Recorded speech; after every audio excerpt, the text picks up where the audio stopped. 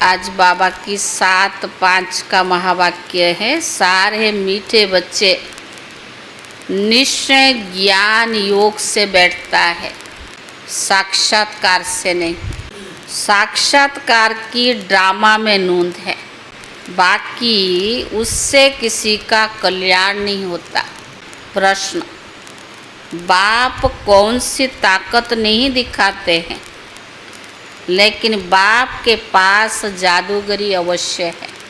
उत्तर, मनुष्य समझते हैं भगवान तो ताकतमंद है, वह मरे हुए को भी जिंदा कर सकते हैं, परंतु बाबा कहते यह ताकत मैं नहीं दिखाता।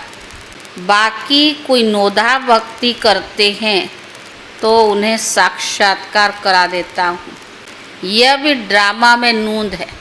साक्षात्कार कराने की जादूगरी बाप के पास है। इसीलिए कई बच्चों को घर बैठे भी ब्रह्मा व श्री कृष्ण का साक्षात्कार हो जाता है। गीत है, कौन आया मेरे मन के द्वारे। गीत है, कौन आया मेरे मन के द्वारे। ओम शांति। यह बच्चों के अनुभव का गीत है। सत्संग तो बहुत है, खास भारत में ढेर सत्संग है। तो बाबा ने कहा अनेक मतांतर है। वास्तव में वह कोई सत्संग नहीं है। सत्संग एक होता है, बाकी तुम कहाँ वहाँ किसी विद्वान आचार्य पंडित आदि का मुंह देखेंगे, बुद्धि उस तरफ जाएगी। यहाँ फिर अनोखी बात है। यह सत्संग एक ही बार और इस संगम युग पर ही होता है। यह तो बिल्कुल नई बात है ना। उस बेहद के बाप का शरीर कोई है नहीं। कहते तुम्हारा निराकार बाप हूँ। तुम और सत्संग में जाते हो तो शरीर को देखते हो। यहाँ तो हमारा बाबा निराकार है। तो बाबा ने कहा शास्त्र याद कर फिर सुनाते हैं। अनेक प्रकार के शास्त्र हैं, वह तो तुम जन्म जन्मांतर सुनते आए हो। अब है नई बात। बुद्धि से आत्मा जानती है। बाप कहते है मेरे सिकीले दे बच्चे, है मेरे शालिग्राम। तुम बच्चे जानते हो 5000 वर्ष पहले भी बाप ने शरीर का आधार लेकर पढ़ाया था। कल्प में एक बार 5000 वर्ष पहले भी बाप ने शरीर का आधार लेकर पढ़ाया था। तुम्हारी बुद्धि एकदम दूर चली जाती है तो बाबा आया है। बाबा अक्षर कितना मीठा है, वह मात पिता है। कोई भी सुनेंगे तो कहेंगे पता नहीं इन्हों का मात पिता कौन है। बराबर वो साक्षात्कार कराते हैं, उसमें भी मूंझ जाते हैं। कभी ब्रह्मा को, कभी श्री कृष्ण को देख लेते हैं तो विचार करते ये क्या है। ब्रह्मा सु श्री कृष्ण का साक्षात्कार कहते ये क्या है। ब्रह्मा की भी बहुतों को घर बैठे साक्षात्कार होता है। अब ब्रह्मा की तो कभी कोई पूजा भी नहीं करते हैं, श्री कृष्ण आदि की तो करते हैं। ब्रह्मा को तो कोई जानते भी नहीं होंगे। प्रजापिता ब्रह्मा तो अब आया है। यह तो प्रजापिता बाप बैठ समझाते हैं कि सारी दुनिया पतित जरूर है। यह भी बहुत जन्म के अंत में पतित ठहरे। ब्रह्मा बाबा कोई भी पावन नहीं है, इसीलिए कुंभ के मेले पर, हरिद्वार गंगा स्नान के मेले पर आ जाते हैं। समझते स्नान करने से पावन बन जाएगा, लेकिन ये नदियाँ कोई पतित पावनी थोड़ी हो सकती है। नदियाँ तो निकलती है सागर से। वास्तव में तुम हो गंगाएं तुम हो ज्ञान गंगाएं, महत्व तो तुम्हारा है। तुम ज्ञान गंगाएं जहाँ तहाँ निकलती हो। वह लोग फिर दिखाते तीर मारा और गंगा निकली। तीर मारने की बात ही नहीं है। ये ज्ञान गंगाएं देश देशांतर जाती है। शिव बाबा कहते ड्रामा के बंधन में बंधायमान हूँ। सभी का पाठ निश्चित किया हुआ है, मेरा पाठ भी निश्चित है। कोई समझते भगवान तो बहुत ताकतमंद है, मरे हुए को भी जिंदा कर सकते हैं। यह सभी गपोड़े हैं। मैं आता हूँ पढ़ाने के लिए, बाकी ताकत क्या दिखाएंगे।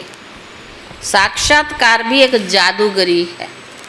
नोदा भक्ति करते हैं तो मैं साक्षात्कार कराता हूँ। जैसे काली के रूप में दिखाते हैं, उन पर फिर तेल चढ़ाते हैं, ऐसे कोई काली होती नहीं है। परंतु काली की नोदा भक्ति बहुत करते हैं तो वास्तव में काली ये जगत अम्बा है। काली का ऐसा रूप तो है नहीं, परंतु नोदा भक्ति करने से बाबा भावना का भाड़ा थोड़ा दे देते हैं। काम चिता पर बैठने से काले बने हैं, अब ज्ञान चिता पर बैठेंगे तो गोरे बनते हैं। जो काली अब जगदम्बा बनी है, वह साक्षात्कार कैसे कराएंगे।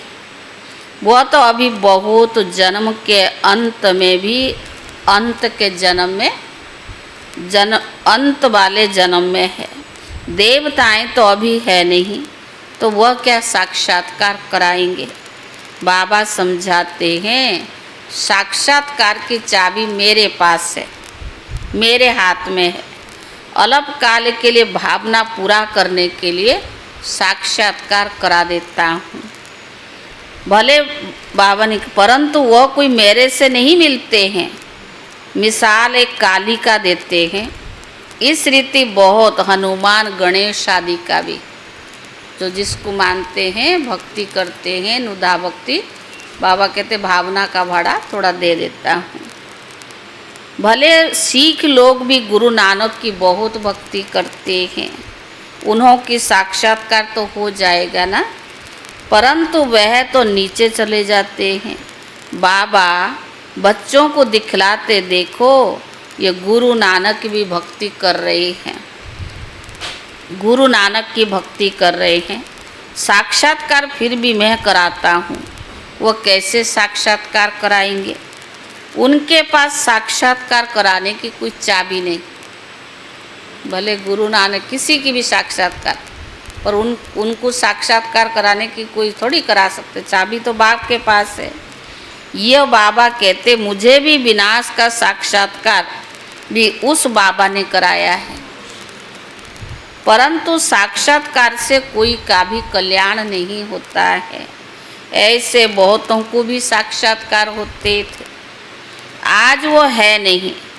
बहुत बच्चे कहते हमको साक्षात्कार हो तब निश्चय बैठे, परंतु बहुत बच्चे कहते साक्षात्कार हो तो निश्चय बैठे, परंतु निश्चय साक्षात्कार से नहीं हो सकता है।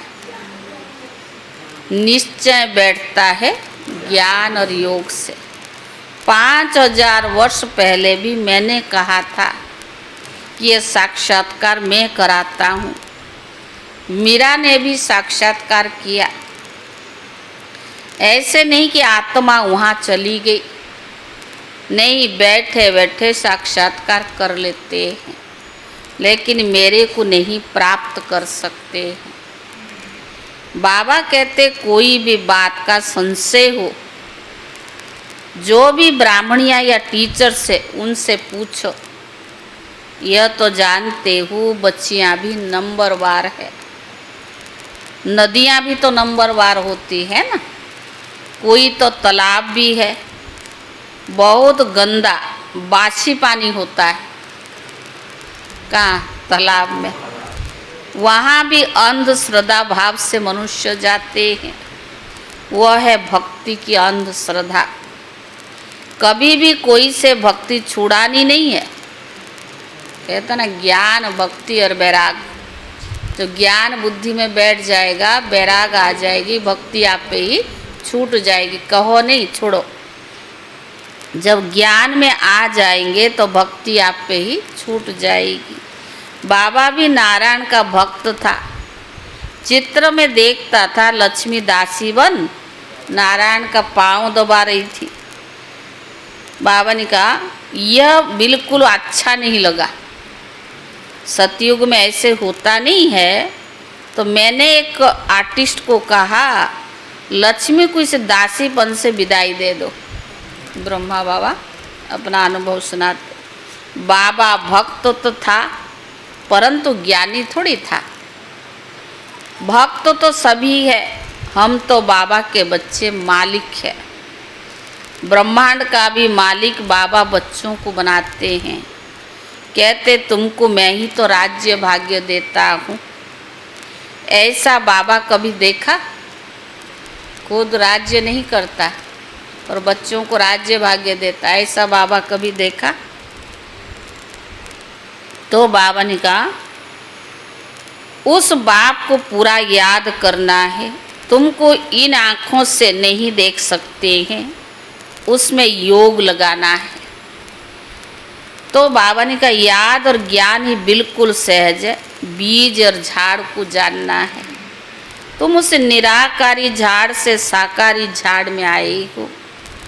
बाबा ने साक्षात्कार के राज भी समझाया है, झाड़ का राज भी समझाया है, कर्म अकर्म विकर्म की गति भी बाबा ने समझाई है।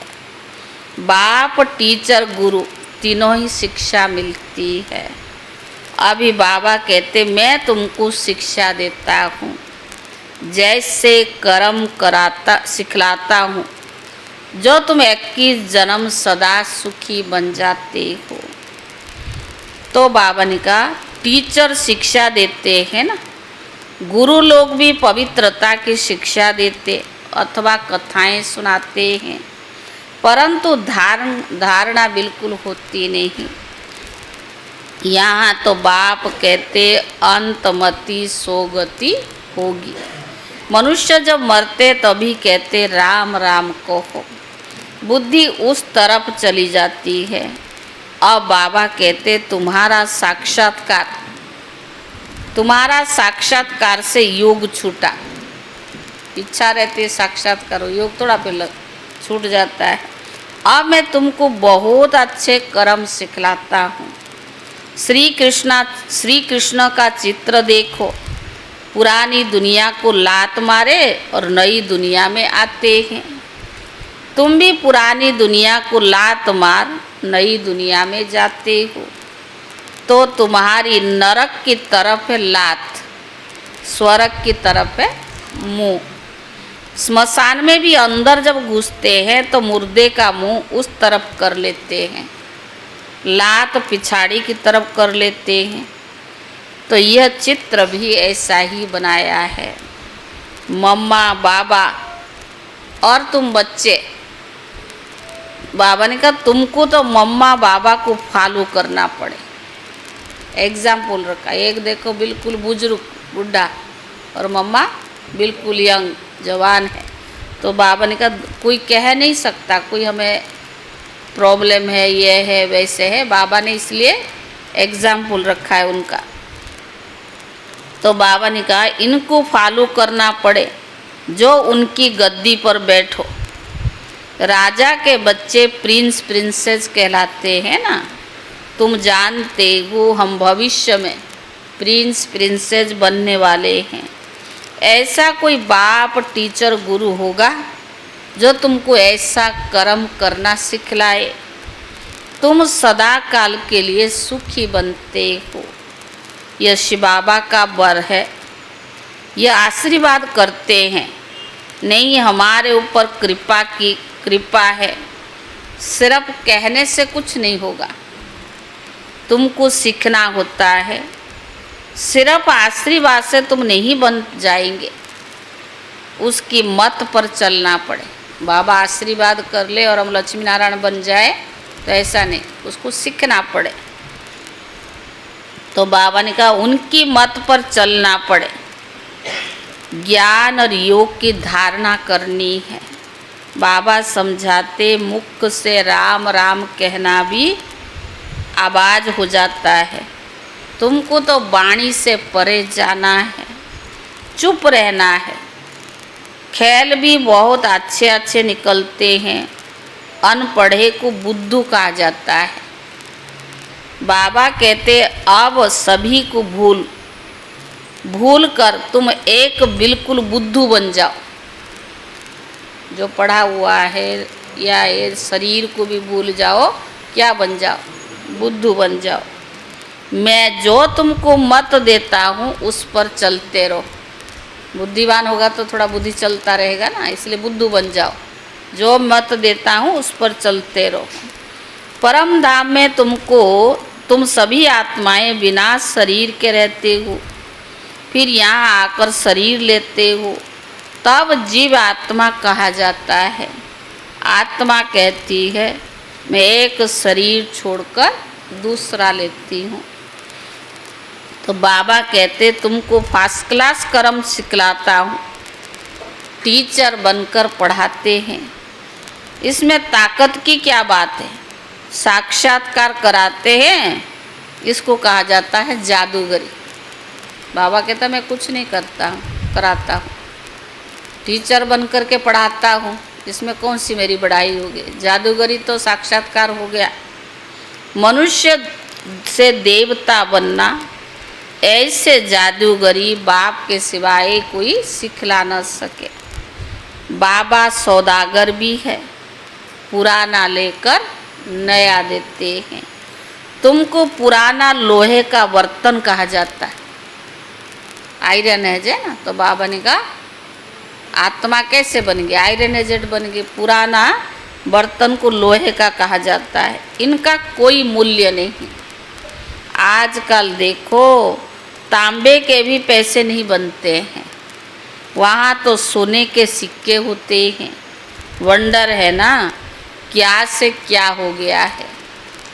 बाप कहते मैं तुमको नंबर 1 कर्म सिखलाता हूँ, मन मनाभव हो जाओ, फिर पढ़ाई से स्वर्ग का प्रिंस बनेंगे।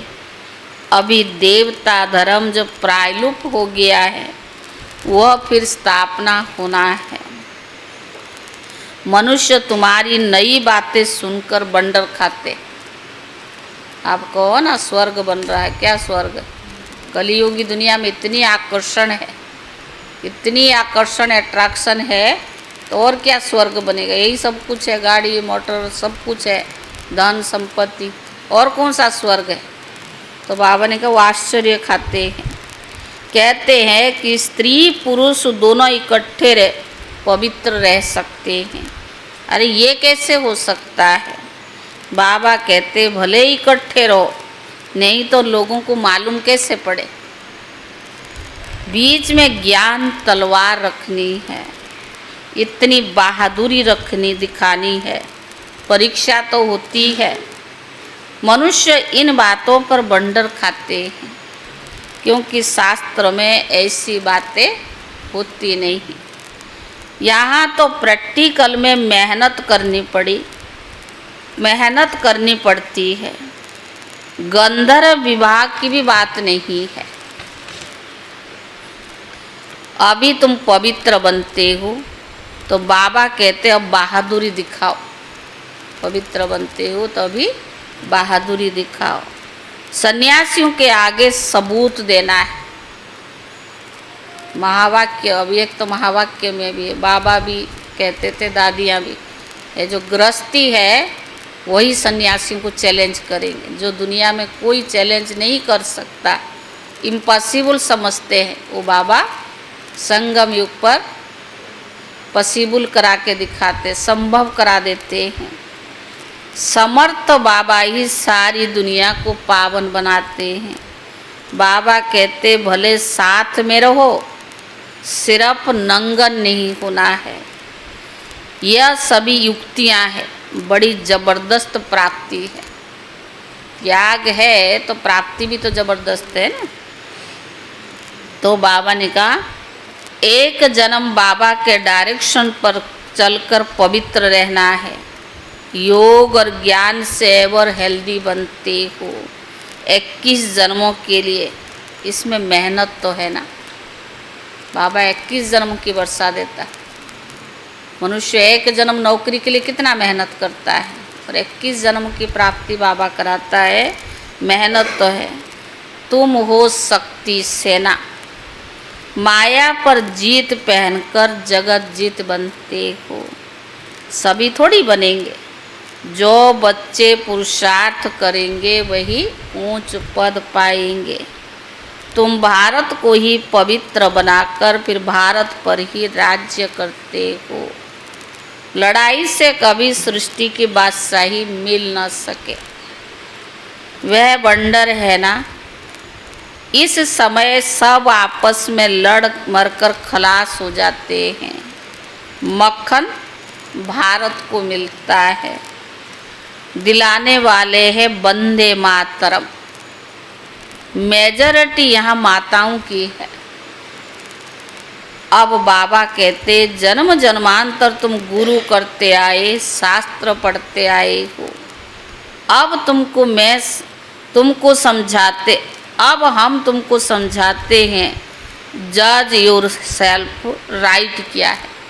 तुम खुद जज करो कि राइट क्या है। बाबा जो कहता राइट है, शास्त्र जो कहता वो राइट है। सतयुग है राइटियस दुनिया, माया अनराइटियस बनाती है। अब भारतवासी इनरिलीजियस बन पड़े हैं, रिलीजन नहीं, इसीलिए माइट नहीं रही है।